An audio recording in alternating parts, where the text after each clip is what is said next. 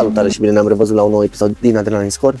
Am revenit pe circuitul de la Dâncata, dar fiind foarte frig, astăzi vom vedea un curs de pilotaj cu acest Logan. Mai sunt încă două deja pe pistă, așa că hai să mergem să vedem despre ce este vorba.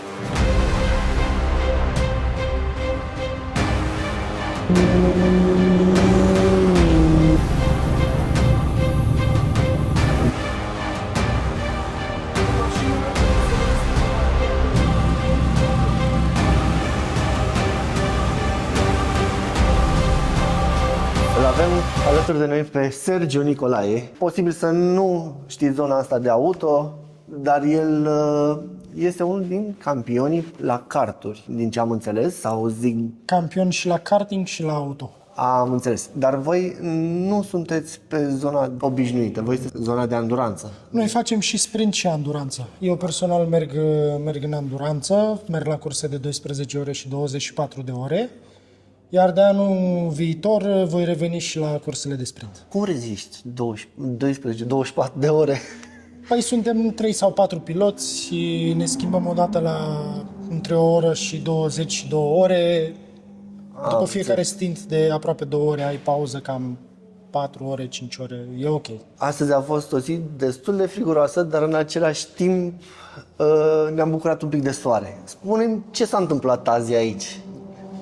Astăzi am făcut o zi dedicată pentru copii și nu numai, au fost și persoane cu vârstă puțin mai ridicată, dar în special a fost pentru copii care vin din karting, care vin de la îndemânare sau nu au absolut nicio experiență.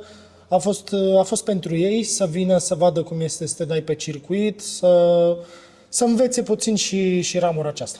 Am văzut că au fost și câteva, să zicem, ieșiri în peisaj.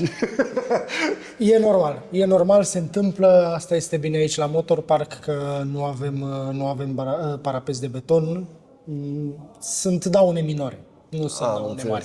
Dacă un copil, un puști, vrea să se apuce de zona asta de motorsport, unde poate să vină la voi, poate să apeleze la voi ca să... Da, noi facem în decursul anului și cursuri de pilotaj, care vin și copii de la 13 ani până la 60-70 de ani.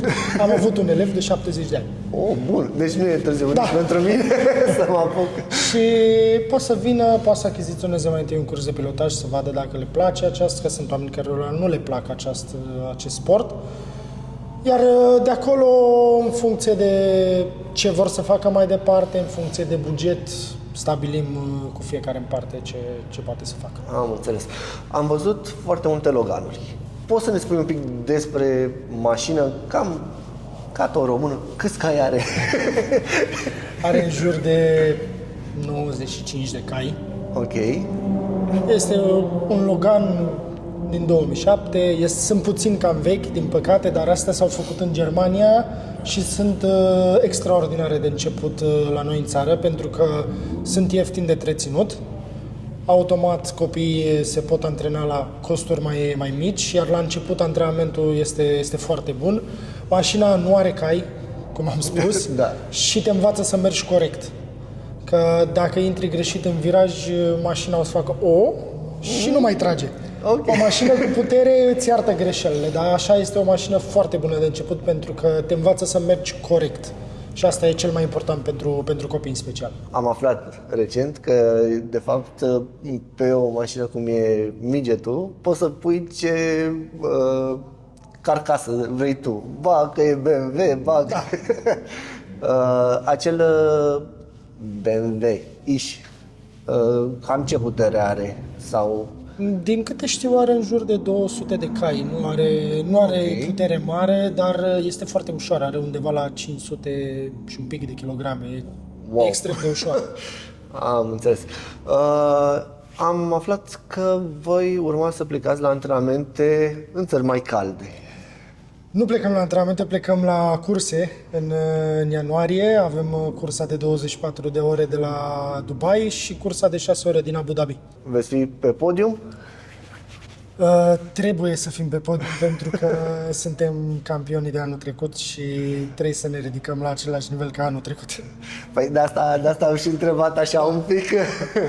Da, trebuie să fim pe podium. Trebuie, încercăm. Acolo sunt foarte multe neprevăzute la o cursă de 24 de ore. Acolo veți participa cu cealaltă mașină, cu Porsche-ul? Da, acolo vom merge cu Porsche. Am înțeles. Bun, îți mulțumesc frumos. This is madness.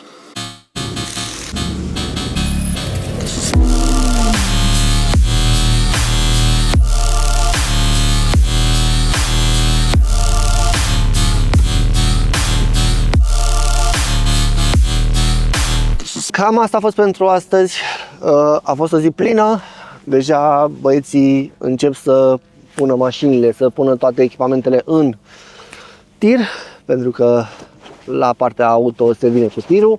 Îmi scuzați fesul că n-ai ce să faci pe frig, e cam nasol. De dimineață am venit cu vesta, am înghețat, mi-am luat o geacă pe mine, la fel am înghețat, dar suntem în decembrie, așa că spor la vizionare și ne vedem în următorul video. Numai bine, pa!